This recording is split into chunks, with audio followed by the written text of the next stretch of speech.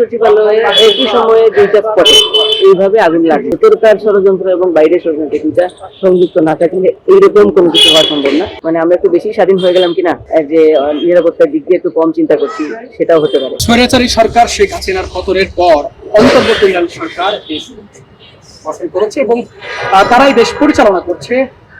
এর মধ্যেই কিন্তু আমরা কয়েকদিন আগে দেখতে পেলাম যে সচিবালয়ের মতো জায়গায় অগ্নিকাণ্ডের ঘটনা। ছাত্রদল কি মনে করছে, কারা এই ঘটনা ঘটাতে পারে, বা এটা আসলে কি পরিকল্পিত নাকি অন্য কোনো কারণ রয়েছে?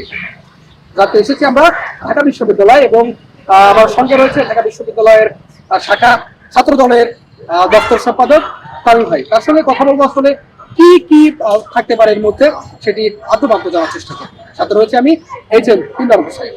কয়েকদিন আগেই যে সচিবালয় যে অগ্নিকাণ্ডের ঘটনা, এটা ছাত্র দলের একজন নেতৃত্বের স্থানীয় জায়গা থেকে আপনি কিভাবে দেখছেন বিষয়টি? এখানে আসলে সচিবালয় নিয়ে ছাত্র দলের যে আলাদা কোনো চিন্তা আছে তা তো না। এটা জনসাধারণ হিসেবেই অথবা জনসাধারণের রাজনীতি করে বলে জনসাধারণের পক্ষ থেকেই বলতে হয় যে এটা তো একটা কেপিআই, কি পয়েন্ট ইনস্টলেশন।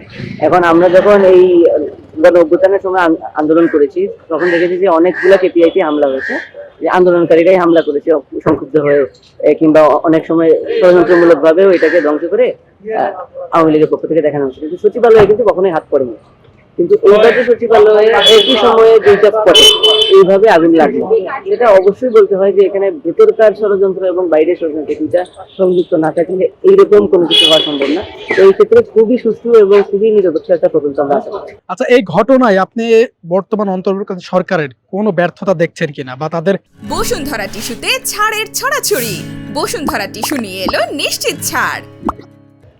সেটা তো আসলে বলাই বাহুল্য, কারণ প্রথমে আমি বললাম যে এই এত বড় একটা আন্দোলন হলো, তখনও কিন্তু সচিবালয়ে কখনো হামলা কিংবা সচিবালয় অবরোধটাও আমরা করতে পারি না। আমার মনে আছে আমরা যখন 5 তারিখে শাহবাগের দিকে যেতে চাইলাম, তখনও সেগুন বাগিচা বন্ধ করে রেখে আওয়ামী লীগ সরকারের একটা সচিবালয়ের আশেপাশে একটা ভীতিকর পরিস্থিতি তৈরি করে রেখেছিল। কিন্তু এখন এই সময়ে এসে অনেকটা স্বাধীন পরিস্থিতিতে, মানে আমরা একটু বেশি স্বাধীন হয়ে গেলাম কিনা, যে নিরাপত্তার দিক দিয়ে একটু কম চিন্তা করছি, সেটাও হতে পারে। কিন্তু আমার কাছে মনে হয় এই বিষয়ে আরো সতর্ক হওয়ার জায়গা ছিল। এই সরকারের মানুষ আসলে কিভাবে দেখছে, কোনো ব্যর্থতা দেখছে কিনা? এটা অবশ্যই ব্যর্থতা থাকে।